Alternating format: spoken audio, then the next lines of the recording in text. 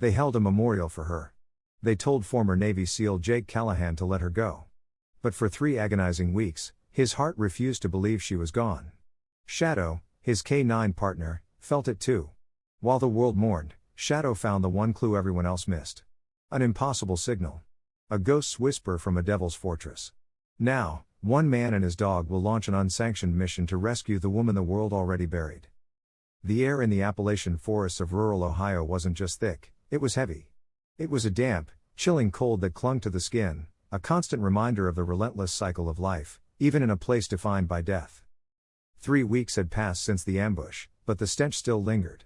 The acrid smell of burnt fuel, the sharp ozone from explosives, and beneath it all, the coppery tang of dried blood. Jake Callahan stood apart from the others, his frame rigid, his jaw clenched so tight it ached. Jake was a man made of coiled muscle and iron discipline, forged by years of operating in the planet's harshest environments. But today, the haunted look in his eyes made him a stranger to the investigation unfolding around him. He'd volunteered for this. When the joint FBI-DEA task force was formed to analyze the catastrophic ambush on the DEA convoy, Jake had been the first to sign up. His former commanders saw it as dedication, a SEAL wanting to break down enemy tactics. They were wrong. Jake was here because he needed to see where his world had ended. He needed to breathe the air she last breathed. Beside him, silent and watchful, was Shadow. A magnificent 10-year-old German Shepherd, Shadow's black and tan coat was immaculate. He wasn't just a dog. He was a K-9 partner, a friend Jake trusted more than most humans. Shadow's intelligent eyes scanned the scene. Not the men, but the tree line, his ears twitching at sounds Jake couldn't register. Initial blast pattern suggests a daisy chain of IEDs, a flat voice said. Director Evans, head of the JTF, gestured at the road. Evans was a short, stocky man with graying hair and a file folder that seemed permanently attached to his hand. He was a man of numbers and analysis. They detonated sequentially, funneling the convoy into a prepared kill zone. Classic PMC tactics, but the precision is elevated. Jake wasn't listening. He was staring at the blackened skeletons of 2 Suburbans. They were little more than scorched metal frames melted into the asphalt. The official report was clear. A catastrophic ambush, no survivors, and listed among the dead, Special Agent Maya Reyes, Kia. That acronym was a physical blow every time he thought it. Too clinical, too bureaucratic. It was a lie. It had to be. He remembered her laugh, a sharp, sudden bark that had cut through the sterile air of a briefing room 2 years ago. He remembered the challenge in her eyes, the way she'd smirked at him over a map. Try to keep up, Callahan, we federal agents actually move for a living. Maya, fierce, brutally smart, relentless. She wasn't the type to get ambushed. She wasn't the type to be Kia. Callahan. Jake blinked, pulling his focus back to Evans. You're K-9, is he here for accelerant detection or cadaver search? Evans asked, his eyes flicking to Shadow with detached curiosity. Neither, sir. Evans frowned. Then what exactly are you doing here, SEAL? Jake's gaze shifted from the road, past the forensics team bagging shell casings, and toward the dense wall of forest flanking the asphalt. We're investigating, Jake said, his voice a low rasp. Before Evans could object, Jake gave Shadow a slight nod. He didn't need a command. While the others focused on the metal graveyard, Jake and Shadow moved to the edge. This was their ritual. Jake was the weapon, but Shadow was the sensor. Jake was drowning in his grief, lost in a fog of denial. He was a drowning man, desperate for a piece of driftwood in an ocean of facts. The facts said she was gone. The burned-out vehicles, the intensity of the firefight, the complete lack of any evidence to the contrary. But his gut, the animal instinct that had kept him alive for a dozen years, screamed that the facts were wrong. Shadow, however, wasn't grieving. Shadow operated on scent and sound, on the tangible present. The dog whined, a low, impatient sound deep in his chest. He pulled hard against the short leash Jake held. What is it, buddy? Jake whispered, resting a hand on the dog's neck. Shadow ignored the wreckage. The smells of death and fire were familiar to him. He didn't care. His nose wasn't to the ground, sniffing for blood trails or disturbed earth in the slow, methodical pattern of a search. His head was up. He was testing the air, tasting the faint breeze that drifted down from the ridge above. He pulled again, harder this time. Jake's heart, which had felt like a cold stone in his chest, gave a single, painful thud. This wasn't the behavior of a dog on a recovery mission. This was the behavior of a dog in pursuit. This was the behavior Shadow displayed when he was tracking someone alive. "All right," Jake whispered, his voice catching. "Okay, show me." He unclipped the short lead from Shadow's collar and attached the 20-foot tracking line. It was a signal Shadow understood instantly. "You're in charge. Find it." Shadow didn't hesitate. He launched himself off the road, pulling Jake with him. "Callahan," Evans called, his voice sharp with irritation. "The perimeter's been cleared. There's nothing out there." Jake didn't look back. He only watched Shadow, his boots slipping on the muddy embankment as the dog pulled him up and away from the convoy and into the green wall. The forest swallowed them instantly. The air grew even heavier. The canopy overhead blotted out the weak sun. Vines as thick as a man's arm hung like snares, and the ground was a treacherous carpet of leaf rot and slick mud. Jake was a SEAL. He was trained to move through this environment like a ghost, but right now he was just a man trying to keep up with his dog. "Easy, buddy. Easy," Jake panted, stumbling over an exposed root. Shadow was relentless. He wasn't following a clear path. He was following a scent cone, a faint signature of someone that the breeze had carried and deposited in the dense foliage. He was moving parallel to the road, but 100 yards up the steep incline. Jake's mind raced. Was he projecting? Was he so desperate to find a sign, any sign, that he was misreading his partner? Was Shadow just chasing a raccoon? No. Shadow's entire posture was different. This wasn't the excited energy of a prey drive. This was the almost grim focus of a manhunt. They moved for another 10 minutes, the sounds of Evans's team fading behind them until there was only the buzz of insects and their own ragged breaths. Then Shadow stopped. He was at the base of a sheer rock face, a part of the ridge covered in a thick curtain of ivy and dark green moss. It was a dead end, an impassable wall of stone and vegetation. Shadow whined, a low, urgent sound. He looked back at Jake, then at the wall of ivy. He wasn't digging. He wasn't barking. He was vibrating. His body was coiled with an attention that mirrored Jake's own. Jake's heart hammered in his throat. He was afraid. Afraid of what he might find. More afraid of finding nothing. He moved forward, pushing aside heavy, wet leaves. "What is it?" Shadow pushed his nose against one specific spot at the base of the rock, where the ivy was thickest. He nudged Jake's hand toward it. "Show me, Shadow." Jake breathed, his own hand hovering over the dense foliage. "Show me." Jake's gloved fingers trembled slightly as he pulled back the thick, wet curtain of ivy. The air trapped behind it was cool and smelled of damp earth and decay. Shadow shoved his snout forward, nudging Jake's hand insistently toward a small patch of disturbed soil at the base of the rock. It wasn't an animal digging. It was too deliberate. He knelt, his knees sinking into the soft ground. Using his fingers, he carefully brushed away the loose dirt.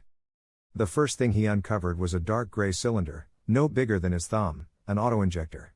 He recognized it instantly, military issue, containing a high-dose morphine derivative. Standard gear for DEA fast response units. His breath hitched. This was proof of injury, proof she'd been alive and lucid enough to administer first aid. But it was the second object that made the world stop. Lying next to the injector, almost perfectly camouflaged by the dark soil, was an object the size of a grain of rice. It was translucent with a tiny copper wire coiled inside. A subcutaneous medical ID chip. Jake stared at it, his mind refusing to process what he was seeing. Every federal agent was implanted with one, usually in the tissue of the upper arm. It held blood type, allergies, and service number. It was a passive device, meant to be scanned in a medical emergency. But this chip wasn't in an arm. It was here, in the dirt. And there was a faint dark smear on it. Dried blood. The realization hit him in a horrifying flash of clarity. Maya hadn't just lost it. It hadn't been torn out in a struggle. She had cut it out herself. She had been wounded, cornered, and knew she was about to be taken. In an act of incredible courage and foresight, she had taken her combat knife, sliced open her own arm, removed the chip, and hidden it here. It was a desperate gamble.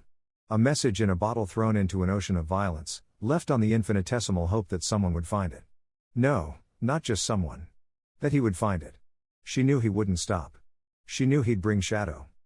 A wave of nausea and white-hot rage washed over him. The grief that had been a cold, numbing weight in his chest for 3 weeks was instantly incinerated, replaced by something primal and dangerous. "Callahan, what's your status?" A voice crackled over his radio. It was Evans, annoyed, impatient. Jake's hand closed around the tiny chip, hiding it from view. "On a trail, sir," he said, his voice dangerously calm. My K9 has a scent. Scent of what? A dead combatant? The search teams were thorough. Not this scent, Jake replied, slowly getting to his feet. He needed to confirm it. He needed to know if it was active, but he couldn't do it here. Not with the JTF potentially listening. He turned to leave, but his path was blocked. Sheriff Brody was standing there, leaning against a tree. Brody was a local county sheriff, a man whose face seemed carved from the same hard Appalachian rock that surrounded them. He was lean and weathered, his uniform crisp despite the humidity. His eyes, dark and intelligent, missed nothing. He was the official liaison for the JTF, a man navigating the treacherous waters between his county's politics and the interests of the federal government. Find something interesting, Seal? Brody asked, his accent a low country drawl. He wasn't looking at Jake. He was looking at Shadow, who stood silently by Jake's side, watching the sheriff with an unblinking gaze. Just a false trail, Jake lied, his heart pounding. Animal scent. Brody's eyes flicked down to Jake's clenched fist. A flicker of understanding, or perhaps suspicion, crossed his face. This forest, Brody said conversationally, pushing himself off the tree. It holds a lot of secrets, and it's damn good at keeping them. We lose people out here all the time. Sometimes to the gangs, sometimes to the woods themselves. After a while, they become one and the same. He was either warning him or testing him. This was a gang, Jake said flatly. Yep, Silas Kane's people. Brody's lips thinned. He's a ghost, a phantom who controls these hills. My department officially denies his fortress exists. To admit it exists is to admit we don't control our own county. He paused, stepping closer. So you see, even if you did find a survivor, there's no official path to a rescue. Politically, it's impossible. That person is a ghost, too. The message was crystal clear. You're on your own. Jake gave a single, sharp nod. Understood, Sheriff.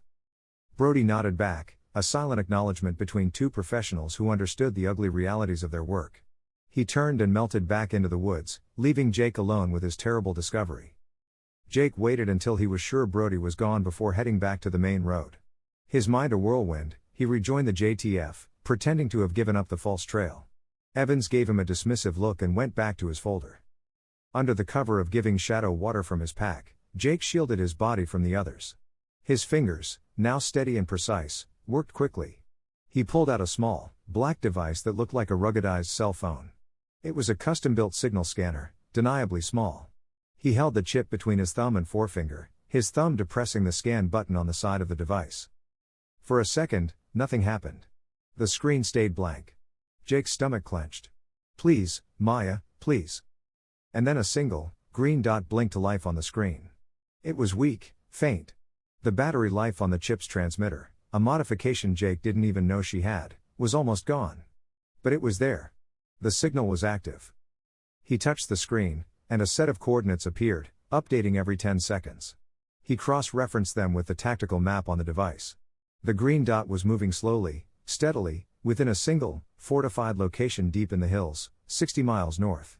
A location marked on the map with a single, ominous label, the garrison, Silas Kane's fortress.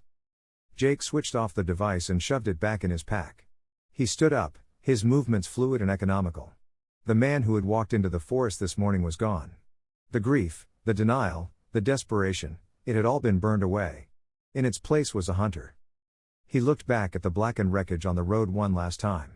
They could have their facts, their reports, their official declarations. He had his own truth. Maya was alive, and he was bringing her home. The flight back to the forward operating base was a blur of roaring rotors and vibrating steel. Jake sat in the back of the Blackhawk, his face a stoic mask, but his mind was a raging storm. Beside him, Shadow lay with his head on Jake's lap, sensing the turmoil in his handler. He bypassed the JTF debriefing tent completely, ignoring the sharp call of Director Evans. There was only one person he needed to see. Commander Wells's command tent was a small island of quiet efficiency in the organized chaos of the base. Inside, the air smelled of canvas and strong coffee. Commander Marcus Wells was a man who seemed carved from old oak, tall and broad-shouldered, with a quiet authority that commanded more respect than any shouted order. He had a reputation as a strategic thinker, a man who saw the whole chessboard, not just the next move. He was Jake's commanding officer and, over the years, had become a mentor. Wells looked up from a satellite map spread across his field desk. As Jake entered, Shadow at his heels, He took in Jake's mud-streaked fatigues and the raw, dangerous energy radiating from him. "Report, Callahan," Wells said, his voice calm and even. Jake didn't waste time with pleasantries. He placed the small, blood-stained medical chip on the desk. "Special Agent Reyes is alive," Jake said, his voice low and tight. "The official report is wrong." Wells's eyes narrowed. He looked from the chip to Jake's face, his expression unreadable. "That's a bold claim." The evidence at the scene was conclusive. The DEA has already held a memorial service.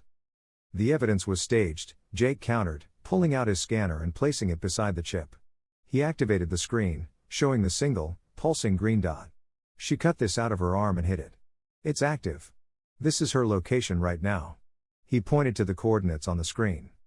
Wells leaned over, his gaze sharp. He recognized the location instantly.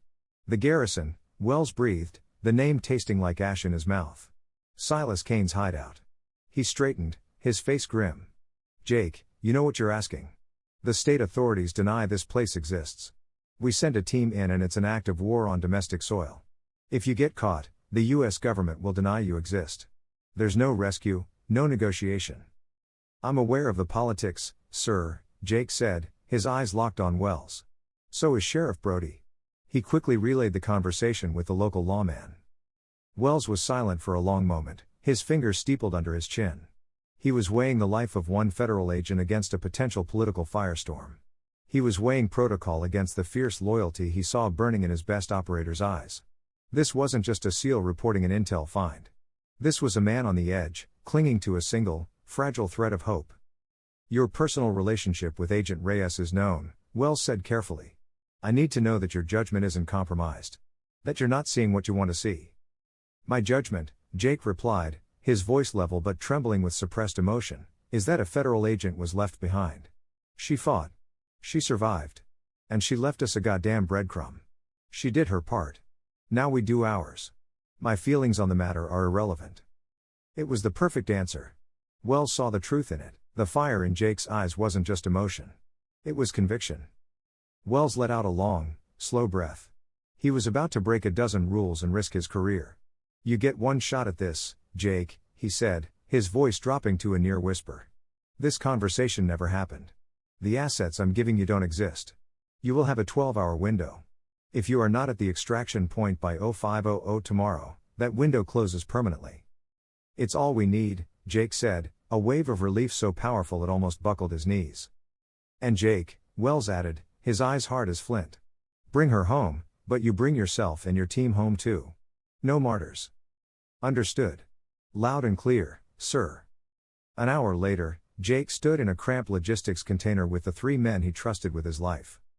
Cody Ghost Walker was the team's sniper. He was a lanky man from the mountains of Montana, preternaturally calm and quiet. He could sit motionless for hours, his heart rate barely changing before ending a threat from a mile away.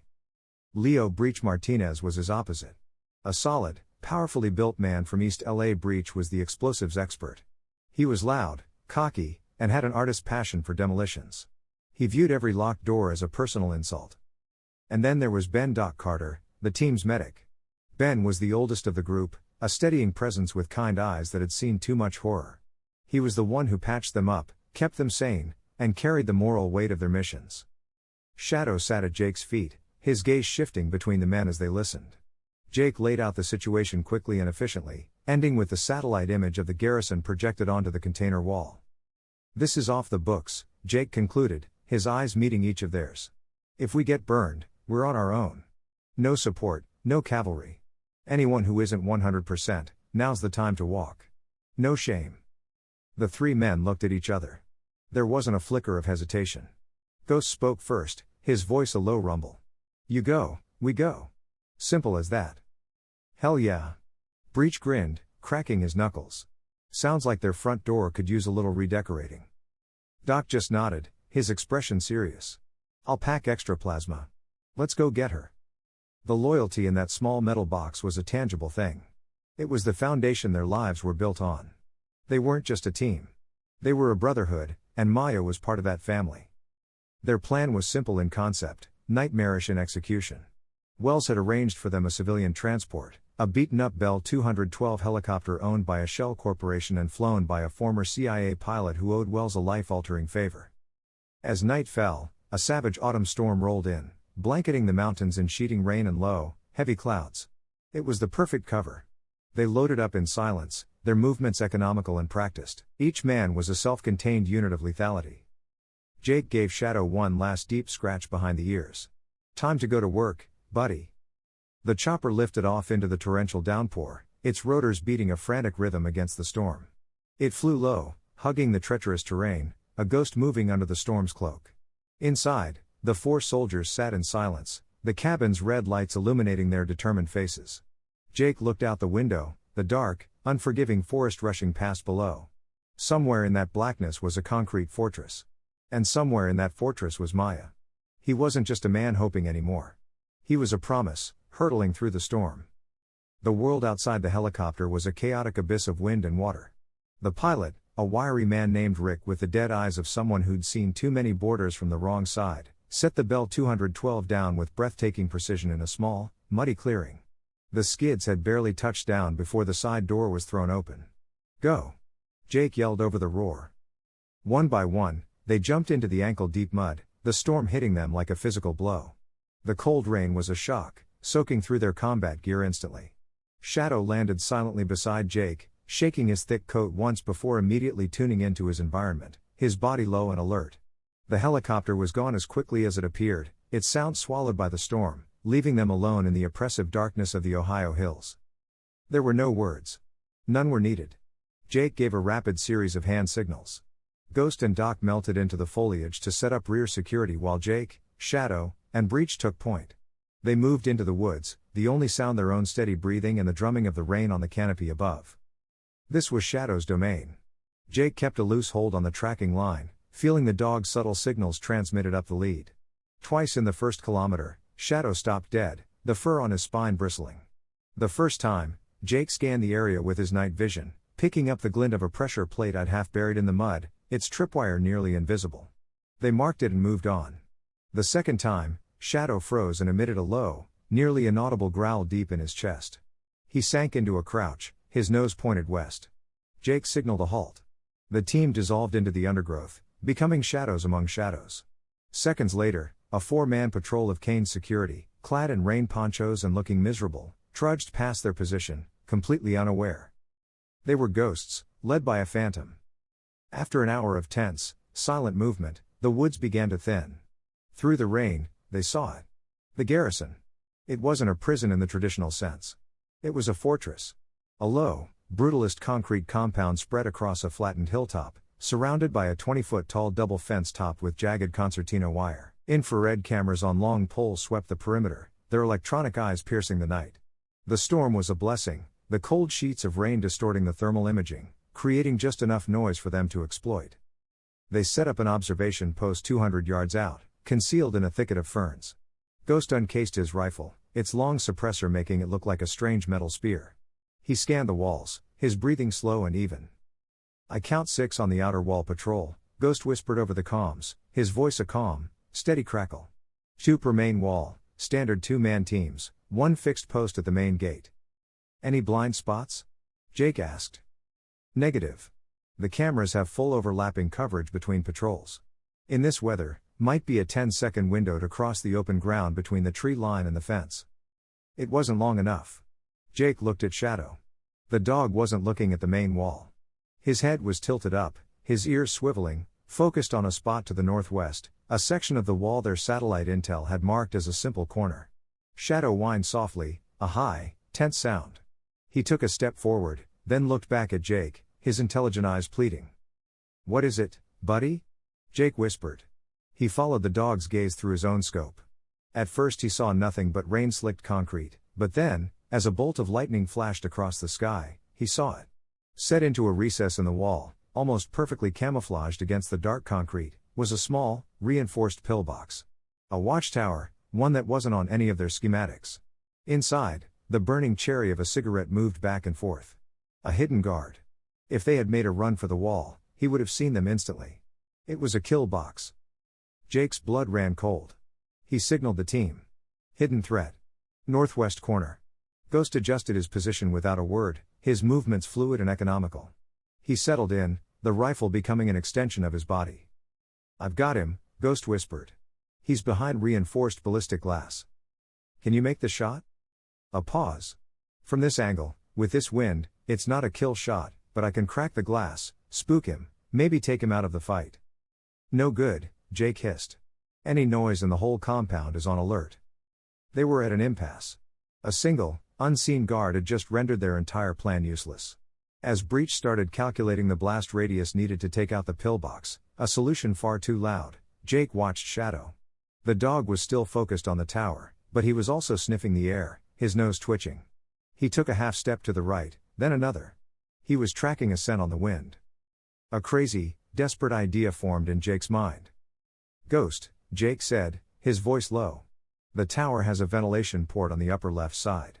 Do you see it?" Another pause as Ghost zoomed in. "Affirmative. Small, maybe 6 inches wide. Metal grating. What's your wind call?" "Gusting east to west. Unpredictable." "Doc," Jake said, "give me a heavy dose sedative." Doc crawled over, producing a vial of clear liquid from his medical kit without question. "Breach," Jake continued, "your crossbow, the one for deploying silent lines." Breach produced a small, pistol-gripped crossbow designed to fire a grappling hook with a nearly inaudible thump. Jake took the sedative from Doc and a small, padded bolt from Breach. He carefully injected the entire dose into the soft tip of the bolt. "You have got to be kidding me," Ghost breathed. "Give me a firing solution on that vent," was Jake's only reply. It was 1,000,000 to 1 shot. He had to account for wind, rain, drop, and fire a non-aerodynamic object through a 6-inch hole at over 200 yards.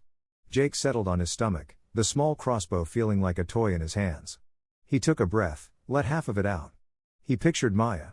He pictured her face, the fire in her eyes. The world narrowed to the scope, the vent, and the wind. He squeezed the trigger. The bolt flew, a silent blur in the storm. For a heart-stopping second, it seemed to be drifting too far left. Then a gust of wind caught it, pushing it back on course. It disappeared into the dark square of the vent. They waited. 1 second. 2. 10. The cherry of the cigarette in the tower stopped moving. It hung in the air for a moment, then dropped, disappearing from view. "Target is down," Ghost confirmed, a note of disbelief in his voice. "He's out cold." The path was clear. "Let's go," Jake ordered. They crossed the open ground in a blur, Shadow running silently at Jake's side. Breach got to the fence and attached a small thermite block. It didn't explode. It hissed, melting a perfect square hole in the chain link with a quiet sizzle. They were inside the perimeter. They pressed themselves against the cold, wet concrete of the main building. Breach went to work, pulling a sheet of plastic explosive from his pack. He began molding it around the hinges of a heavy steel maintenance door, his movements quick and precise. While the demo expert worked, Jake stood guard, his rifle scanning the empty courtyard. He pressed his forehead against the cold wall for a second. The concrete, a barrier between him and her. He could almost feel her on the other side. He closed his eyes. "I'm here, Maya. Hold on." Breach tapped him on the shoulder. He held up a detonator, then 3 fingers. Jake nodded, turned to the team, and gave the signal. They stacked up. Weapons ready. The hunt was over. The rescue had begun. Breach gave one last, sharp nod. The world dissolved in a gut-thumping whump that was felt more than heard. The precisely shaped plastic explosive didn't just blow the door. It sheared the heavy steel hinges and locking mechanism clean from the frame. The door blew inward, slamming against the opposite wall with a deafening clang. Before the dust and smoke had settled, Jake was through the gap, Shadow a black and tan blur at his heels. The air inside was a shock to the system. The damp, living smell of the forest was gone, replaced by the dead, stagnant air of a tomb. Cold, fluorescent-lit concrete corridors stretched out before them in a confusing maze. The air smelled of bleach, old sweat, and the faint, coppery tang of old fear. Jake pulled out his scanner. The green dot representing Maya was close, pulsing steadily on the screen. "Down," he ordered, pointing to a darkened stairwell. "Sublevel 2. They moved like wraiths, their boots making almost no sound on the gritty floor. Ghost took the rear, his rifle scanning behind them, while Doc and Breach covered the flanks.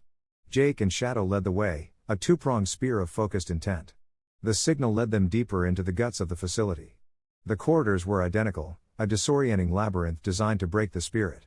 They passed heavy steel doors with small, barred windows, most of them dark and empty. But the feeling of being watched, of latent violence, was everywhere.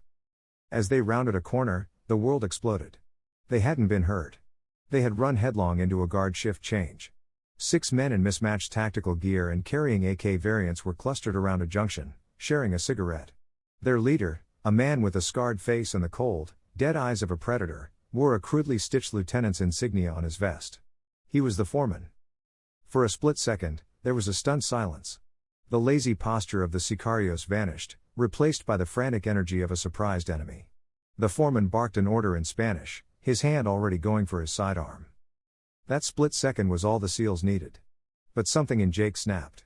The cold, methodical training that had governed his every action until now was consumed by a tidal wave of pure, unadulterated rage. This was no longer a mission. These men were the ones who had hurt her. They were the ones who had kept her in this concrete hell. They were the ones who were going to pay. He didn't seek cover. He became the attack. His rifle came up and he fired 2 precise shots, dropping the sicarios closest to the foreman before they could raise their weapons. He moved forward, closing the distance. His movements were a blur of terrifying grace.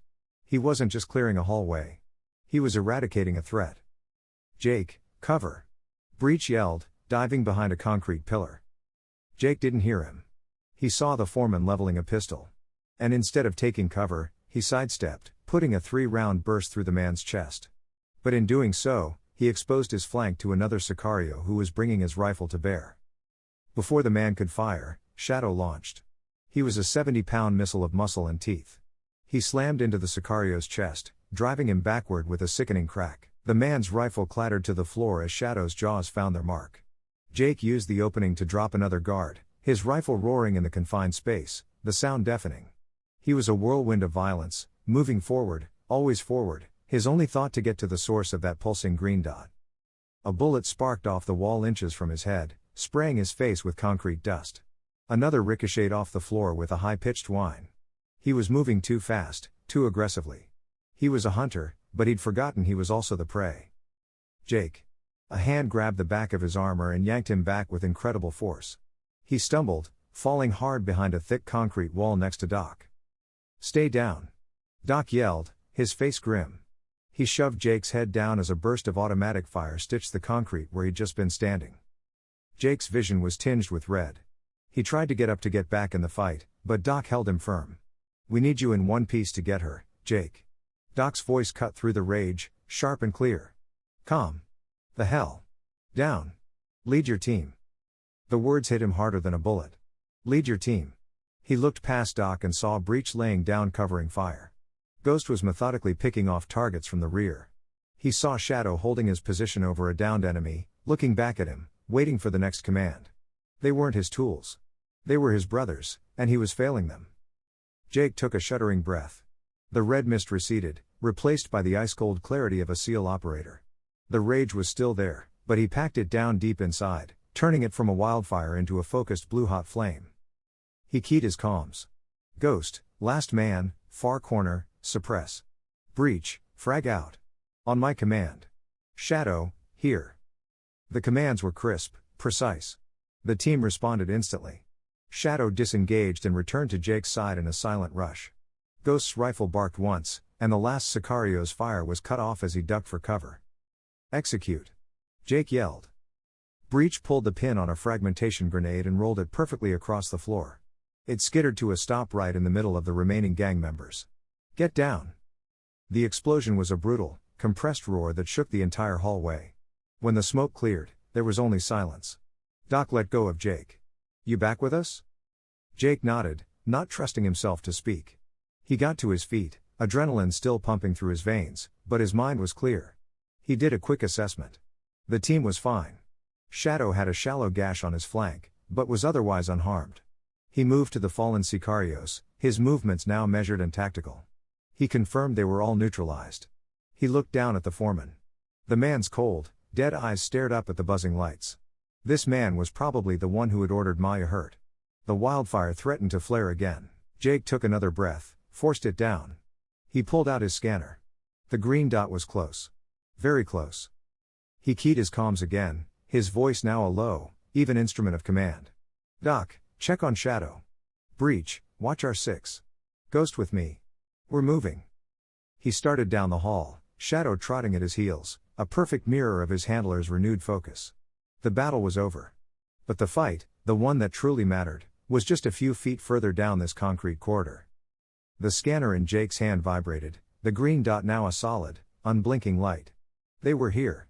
The corridor ended at a single, massive steel door painted a sickly yellow. It was thicker than the others, reinforced with heavy iron bands and secured with a complex-looking magnetic lock.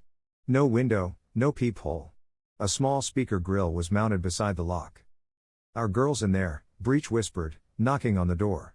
It didn't clang, it made the dead thud of solid steel. They weren't messing around with this one. Jake didn't have to give the order. Breach was already pulling a small, specialized charge from his pack. A shaped charge designed not for brute force destruction, but to create a focused hydraulic breach. "It's gonna be loud on the inside," Breach said, carefully placing the charge over the lock mechanism. "No other way." "Do it," Jake ordered. The team stacked up on either side of the door, a compressed spring of lethal energy. Jake was at the front. Shadow pressed against his leg. The dog's body was tense and vibrating. Breach held up the detonator, gave Jake one last look, and pressed the button. The blast wasn't a roar. It was a sharp, violent crack like the whip of the world's largest bullwhip. The magnetic lock and the section of door around it blew inward in a shower of sparks and molten metal. Jake was through the smoking gap before the debris had hit the floor. The scene that greeted him was a tableau from hell. The room was a sterile white tiled box stained with rust-colored splotches.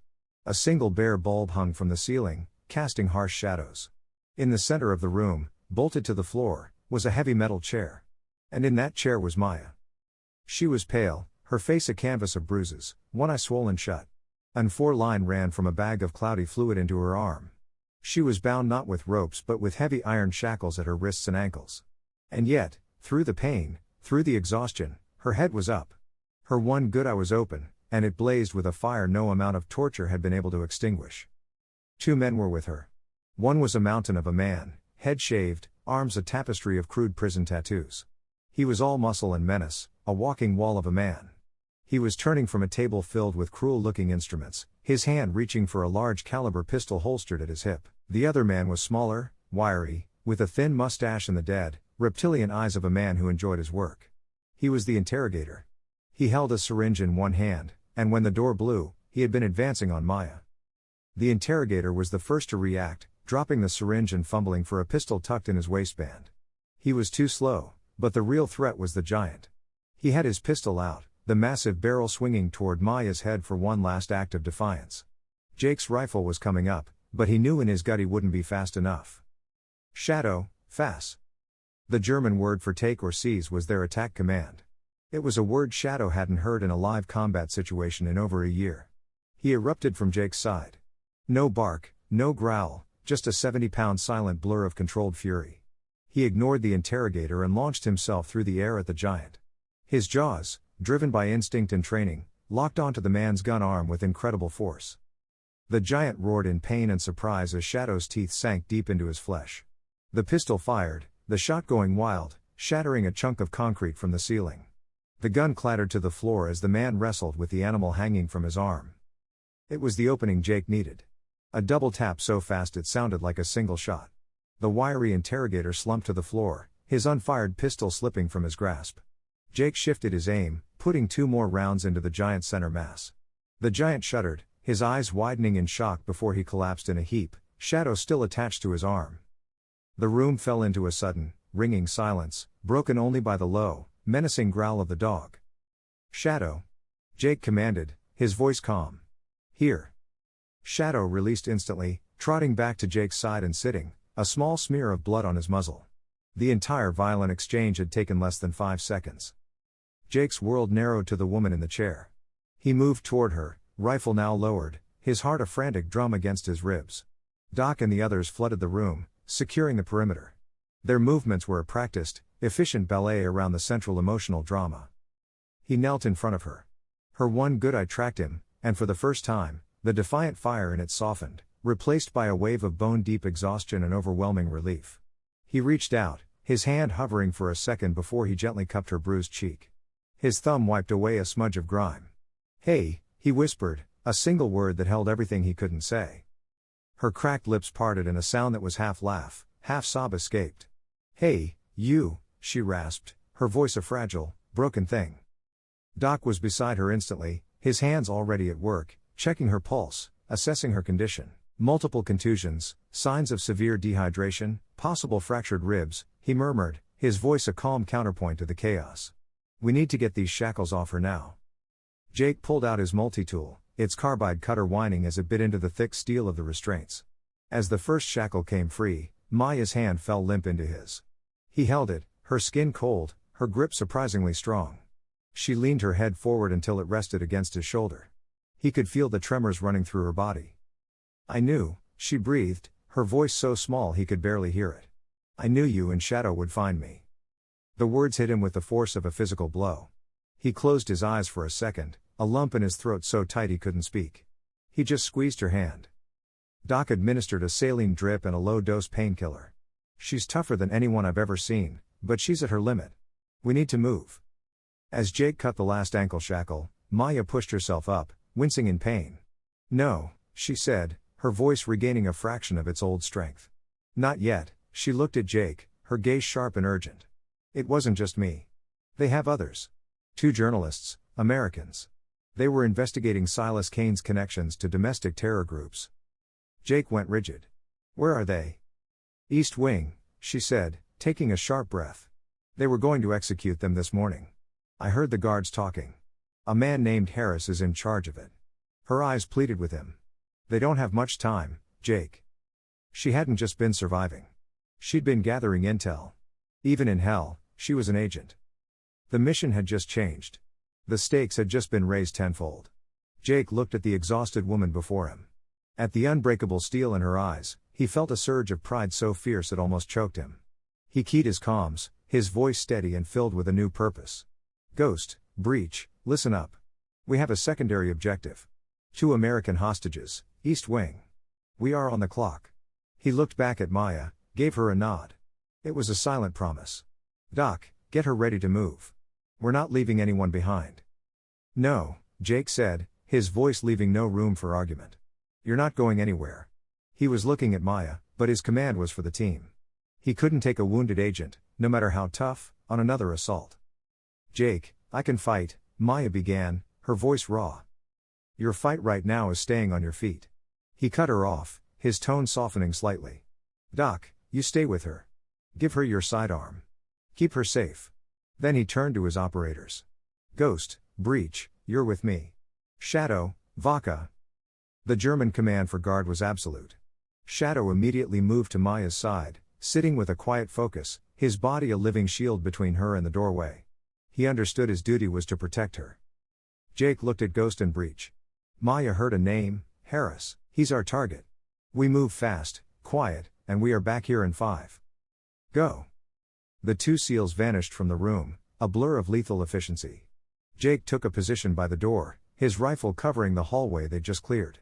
He could hear Doc murmuring to Maya, the rustle of a fresh bandage being applied. He felt a knot of anxiety tighten in his chest, a feeling he wasn't accustomed to. It was one thing to be in the fight. It was another to wait, separated from his men, knowing every passing second was a second Maya was still in danger. "She's a warrior, Jake," Doc said quietly from behind him. "You know that, right? Giving her a weapon isn't just for defense. It's for her mind. It lets her keep fighting." Jake nodded in acknowledgement, his eyes never leaving the hall. Meanwhile, Ghost and Breach moved through the East Wing like phantoms. The layout was identical to the West, a soulless repetition of concrete and steel. They passed 2 blocks of empty cells before finding the one Maya had described. A single, heavy-set guard sat on a stool outside the cell door, idly scrolling on his phone. He never even heard them approach. A single suppressed shot from Ghost's pistol, and the man slumped over without a sound. Breach was at the door, examining the electronic lock. It was simpler than the one on Maya's room. He attached a small device and a series of clicks echoed. The lock was open. They swung the door open on a scene of quiet desperation. 2 people, a man and a woman, were huddled in the corner, their faces pale with terror. They were dressed in shredded civilian clothes. The man, Ben, was tall and wiry with the defiant eyes of a journalist who hadn't been broken yet. The woman, Sarah, was curled into a ball, her body racked with uncontrollable shivers. "We're Americans," Breach said in a low, calm voice. "We're getting you out of here." Ben stared at them, hope warring with disbelief. "Oh my God, we thought." "No time," Ghost cut him off. "Can you both walk?" Ben nodded, helping Sarah to her feet. She was limping badly, her ankle clearly injured. As they stepped out of the cell, another door at the end of the hall opened. A man stepped out, a cruel smile on his face. He was dressed better than the other sicarios, in a clean tactical vest, and he held a silver-plated pistol with casual arrogance. It was Harris. His smile vanished when he saw the two SEALs and the dead guard. His eyes widened in shock, and he brought the pistol up. Breach and Ghost fired simultaneously. Harris was thrown back against the wall, his silver pistol clattering to the floor, his face a mask of surprise. "Packages are secure," Breach whispered into his comms. "Returning to your position." The words were barely out of his mouth when the world was torn apart by sound. A deafening klaxon alarm began to blare, its sound echoing off the concrete walls, accompanied by flashing red lights that bathed the corridors in a hellish glow. Somewhere, their firefight had been detected. The entire fortress was now on high alert. Back in the torture room, Jake heard the alarm and swore. "They know we're here. We have to move now." Ghost and Breach sprinted around the corner, supporting the two journalists between them. "Status?" Jake barked. "Two friendlies, one with limited mobility," Ghost reported. "The whole place is lit up like a Christmas tree." "Then let's go." Their retreat was no longer a silent infiltration. It was a desperate, running gunfight. Sicarios began pouring into the corridors from intersecting hallways and stairwells, firing wildly. The air filled with the roar of gunfire and the whine of ricochets off concrete. Jake moved to Maya's side, his body a constant shield. He'd fire a controlled burst, then grab her arm, pulling her along behind cover. "Stay with me," he yelled over the noise. Maya, pale but determined, held Doc's pistol in a steady two-handed grip. She wasn't firing wildly. She was taking careful, aimed shots, her agent training taking over. Every shot was a testament to her unbroken spirit. Shadow was a whirlwind of motion. He wasn't just attacking, he was disrupting. He ran in a tight, frantic circle around Jake and Maya, darting forward to snap at an advancing Sicario, then rushing back, his body a low, furry barrier as if he could stop bullets by sheer force of will. He was protecting them both. They fought their way back to the main stairwell they had descended, but it was a death trap. A dozen of Kane's gunmen had set up at the top, pouring down a rain of fire that made any ascent impossible. "We're pinned," Breach yelled, reloading behind a concrete pillar. "We can't get up." They were trapped. The hallway behind them was filling with more soldiers, and the path ahead was blocked. For a moment, a cold fear gripped Jake. They had come so close, only to be caught in a concrete box. That's when Shadow, ignoring the gunfire, began whining and clawing frantically at a large iron grate set in the floor near the wall. It was a sewer access point, something they had all overlooked in the chaos. "Shadow!" Jake yelled, thinking the dog was panicking. But Shadow looked back, barked once, a sharp, commanding sound, and went back to clawing at the grate. He could smell it. Fresh air, a way out. "Breach!" Jake yelled, a desperate hope surging in him. The grate. Breach needed no more encouragement. He scrambled over, slapped a small charge on the grate's lock, and yelled, "Fire in the hole!" The charge detonated with a sharp crack, blowing the heavy grate into the air. A wave of damp, foul air washed over them. "That's our exit," Jake commanded. "Doc, you first with Sarah. Ghost, you and Ben follow. Breach, rear guard. Go, go, go." One by one, they dropped into the darkness. The tunnel was a cramped, circular pipe with a layer of murky water running through it. Maya hesitated at the edge. Jake put his hands on her waist and lowered her down. "I'm right behind you," he promised. Breach laid down one last burst of covering fire before dropping into the hole. Jake was the last one. He fired the remaining rounds in his magazine toward the advancing Sicarios, then turned to the hole. Shadow, Rain. The dog leapt into the darkness without hesitation. Jake took one last look at the raging firefight in the hall, then dropped into the sewer, pulling the heavy grate back into place as best he could. The world above went quiet, replaced by the drip of water and their own ragged gasps in the pitch black. They were alive. They were out. But they were a long way from home. The blackness in the sewer was absolute. It was a cold, suffocating dark filled with the stink of human waste and the sound of rushing water. For a moment, they were just shadows in a void, their ragged gasps echoing off the curved concrete walls. They were a mess of exhausted, injured people, their only guide the sound of the water. "NVG's on," Jake ordered, his voice flat. The world switched to a sick monochrome of green and black. The tunnel was only 5 feet high. They were forced into a painful, crouched run, sloshing through a foot of filthy, fast-moving water. "Sarah's ankle is bad," Ben, the male journalist, grunted. He was surprisingly steady, his arm around her waist, half carrying her. "Doc, take point with Ben and Sarah," Jake ordered. "Ghost, you and Breach, cover them. Maya, you're with me. Shadow, 4 on, find the air." The dog, undeterred by the water or the dark, immediately pushed forward, his nose high. He was their compass, the only one who could smell the path to freedom. They moved for what felt like an eternity. It was a wet, miserable, painful slog. Every step was a risk. Maya stumbled twice, her body trembling with exhaustion. Jake caught her each time, his arm a band of steel around her waist, practically carrying her. She didn't complain. She just gritted her teeth and kept going, her resilience a silent, burning testament to her will. After 10 agonizing minutes, Shadow let out a low, excited whine. He was at a junction where the water poured into a larger collection pipe, but a rusty iron ladder was bolted to the wall, leading up to a manhole cover. Fresh air. Ghost went up first, moving with silent grace. He pushed the heavy cover aside an inch, his rifle scanning the gap. "Clear," he whispered. "We're out."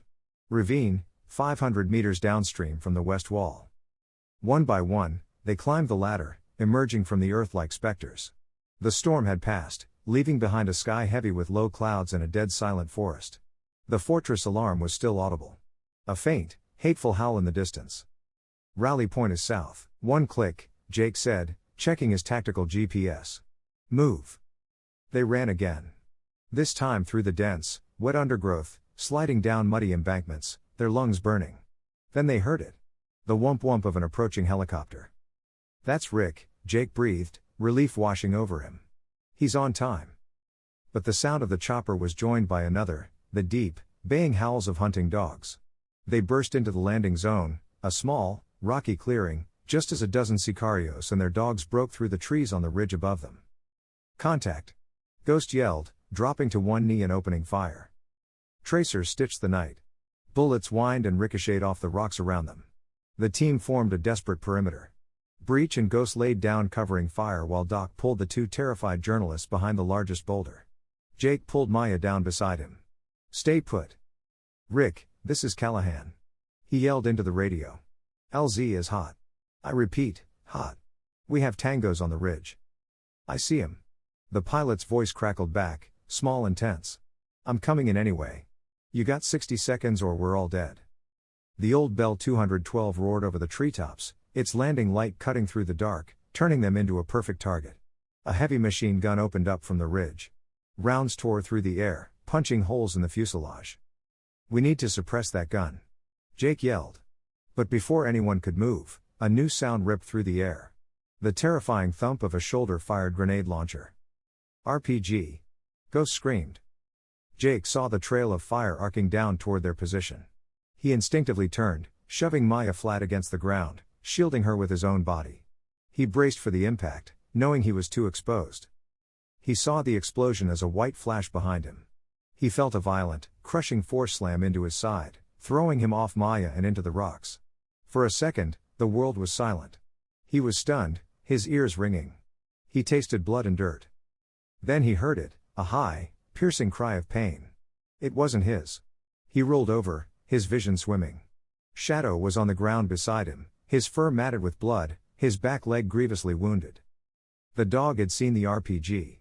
He had jumped, slamming his 70-pound body into Jake, knocking him behind a small outcropping just as the rocket detonated. The dog had saved him. The shrapnel that should have shredded Jake had torn into Shadow's hindquarters instead. A cold, terrible rage deeper than any he had felt in the prison took hold of Jake. He got to his feet. "Get them on board!" He roared, his voice an inhuman sound. The helicopter was down, its skids balanced precariously on the uneven ground. Rick was firing a pistol out the cockpit window, providing his own cover. "Go, go!" Doc and Ben grabbed Sarah and sprinted for the open door. Ghost and Breach laid down one last volley of covering fire, forcing the sicarios' heads down. Jake scooped up the wounded, whimpering Shadow in his arms. The dog was a dead weight. Maya, go.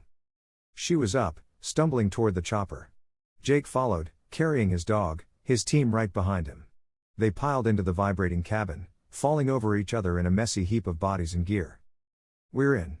Go, Rick. Go. The helicopter leapt into the air with a gut-wrenching lurch, its engine screaming in protest. Bullets slammed into the metal skin as they cleared the trees, banking hard to the south, finally, blessedly, out of range. The cabin was chaos. The journalists were sobbing in a corner. Ghost and Breach were checking their ammo. And in the middle of the floor, Doc was already at work. He's bleeding out, Doc said grimly, tearing open a field dressing. He was working on Shadow, his hands covered in the dog's blood. This artery is severed. Hold him still, Jake. Jake knelt, putting his weight on Shadow's chest, his other hand stroking the dog's head. Stay with me, buddy, he choked out. Stay with me. That's an order. Shadow whined, his tail giving a weak thump against the floor. He's gonna make it, Doc said, applying a tourniquet. He's as tough as you are. Doc moved on, checking Maya next. She had a long, shallow graze from a ricochet on her arm, but was otherwise intact. He cleaned it, his movements economical. You'll live, Agent. The adrenaline began to fade, leaving a hollow, cavernous ache. Jake slumped against the vibrating bulkhead, his whole body trembling with reaction. Maya crawled across the small space and sat beside him. She didn't say anything. She just sat, their shoulders touching.